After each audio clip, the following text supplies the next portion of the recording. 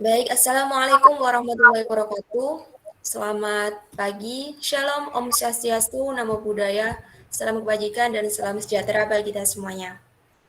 Sebelumnya perkenalkan, di sini saya Nila Nur Farida sebagai moderator yang akan memimpin jalannya presentasi atau penjelasan materi oleh kelompok 1 pada pagi hari ini. Untuk materi yang kami jelaskan itu tentang riset akuntansi, mata kuliah teori akuntansi kelas S1 Akuntansi 2020B.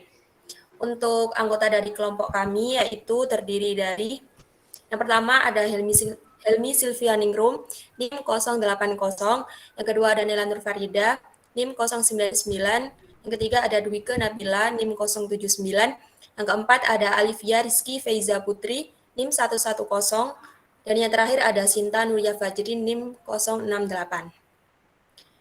Untuk selanjutnya bisa dijelaskan oleh teman saya. Baik, terima kasih atas waktunya. Materi yang pertama yaitu riset akuntansi dan metode penelitian. Pengertian riset. Graha 1981 mengartikan riset sebagai suatu pemeriksaan atau pengujian yang teliti dan kritis dalam mencari fakta. Nanjir 1988 mendefinisikan riset suatu usaha untuk menemukan suatu hal dengan metode yang ilmiah.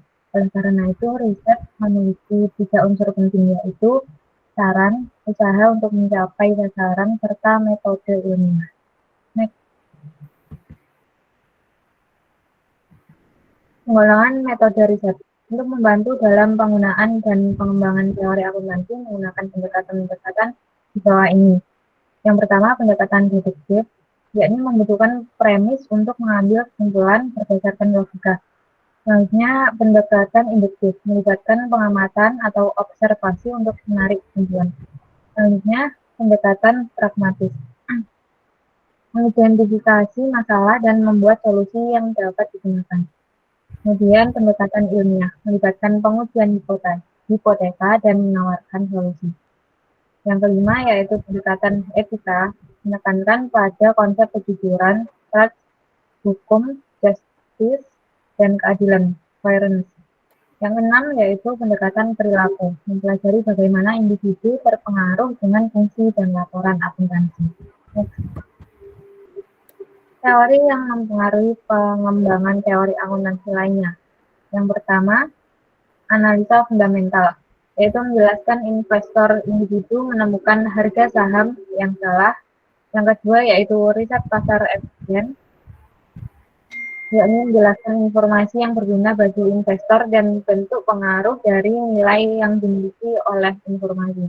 Yang ketiga yaitu teori agensi, yakni menjelaskan tindakan individu dalam memperoleh dukungan. Yang keempat yaitu model penentuan harga saham, menjelaskan cara investor dalam meminimumkan resiko dan memaksimalkan keuntungan. Yang kelima yaitu riset pengolahan informasi oleh manusia, yakni mempelajari cara manusia dalam menggunakan dan mengolah informasi. Yang keenam yaitu riset perspektif yang kritis, mempertanyakan beberapa asumsi mengenai prinsip akuntansi yang diambil akuntan untuk digunakan. Selanjutnya, penggolongan metode riset. Menurut Umar, tahun 2002, dalam melakukan riset harus dirumuskan terdahulu 5 permasalahan utama, yaitu riset yang akan dilakukan harus mengikuti metode ilmiah agar hasilnya ilmiah. Kemudian riset ditunjukkan untuk menjawab pertanyaan riset, jadi tidak boleh menyimpang. Kemudian pemahaman atas berapa luas dan dalam kajian yang akan dilakukan. Kemudian yang keempat, riset harus disesuaikan dengan sumber daya yang tersedia, baik tenaga sumber daya manusia yang akan terlibat, waktu dan biaya yang tersedia, dukungan teori dan alat ukur yang diperlukan, termasuk penggunaan teknologi. Yang kelima yaitu pertimbangan resiko kemungkinan gagal dan penyimpangan yang dapat saja terjadi. Next. Selanjutnya akan dibawakan oleh teman saya. Silakan.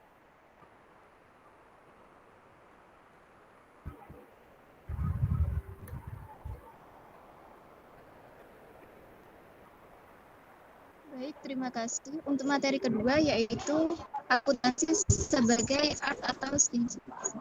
Akuntansi sebagai art yaitu pengertiannya.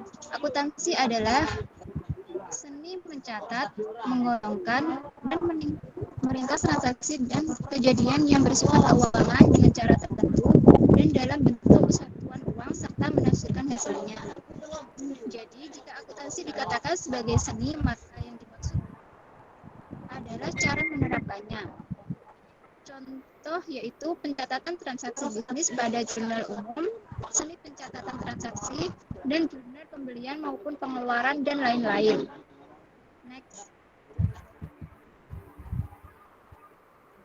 Karakteristik akuntansi. Yang pertama yaitu akuntansi sebagai bidang pengetahuan keterampilan, keahlian dan kerajinan yang menurut praktik untuk menguasainya. Yang kedua, akuntansi menurut pertimbangan dalam penerapannya dan pertimbangan harus ditunjuk oleh pengalaman dan pengetahuan.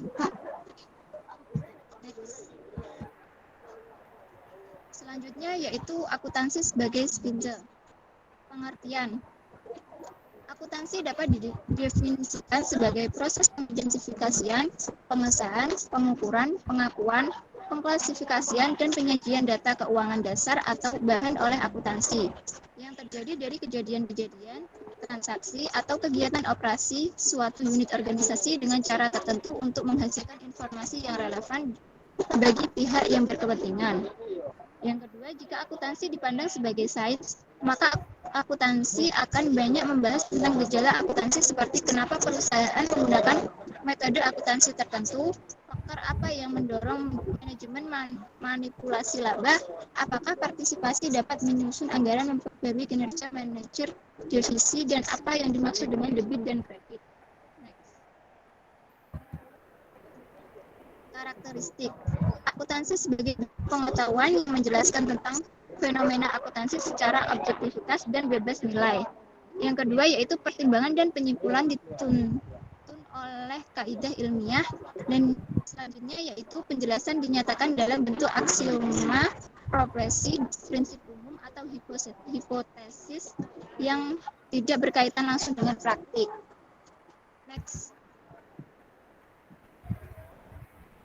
Jadi, akuntansi sebagai art atau skill yaitu dari penjelasan tersebut di atas dapat kita simpulkan bahwa akuntansi adalah sebagai ilmu sains untuk mengolah data-data keuangan, dan akuntansi juga sebagai seni atau art ketika menerapkan menjadi sebuah laporan keuangan.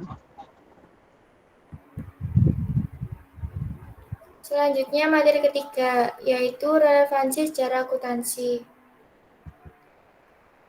Pengertiannya, secara akuntansi adalah studi atas evolusi yang terjadi pada pemikiran, praktik-praktik, dan institusi akuntansi sebagai respon dari perubahan lingkungan dan kebutuhan sosial. Berkaitan dengan pedagogi, sejarah akuntansi dapat sangat berguna untuk memberikan pemahaman dan apresiasi yang lebih baik mengenai bidang akuntansi dan evolusinya sebagai salah satu ilmu sosial. Sedangkan pedagogi sendiri merupakan ilmu atau seni dalam menjadi seorang guru. Istilahnya merujuk pada strategi pembelajaran atau gaya pembelajaran. Relevansi sejarah akuntansi terhadap praktik, kebijakan, dan pedagogi akuntansi menuntut lebih banyak pertanyaan yang dilontarkan mengenai sejarah akuntansi. Area yang didiskusikan dari riset sejarah ini akan tercangkup area-area seperti biografi, sejarah institusional, perkembangan pemikiran, sejarah umum, sejarah penting, taksonomi dan basic data, bibliografi, dan historiografi.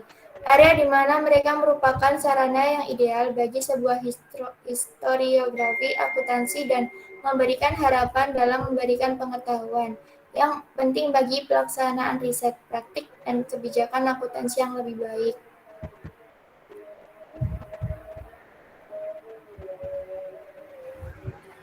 Baik, cukup sekian presentasi dari kami. Saya sebagai moderator mewakili teman-teman dari kelompok 1 minta maaf apabila ada hal-hal yang kurang berkenan. Lebihnya kami mohon maaf. Sekian, terima kasih. Wassalamualaikum warahmatullahi wabarakatuh. Selamat pagi.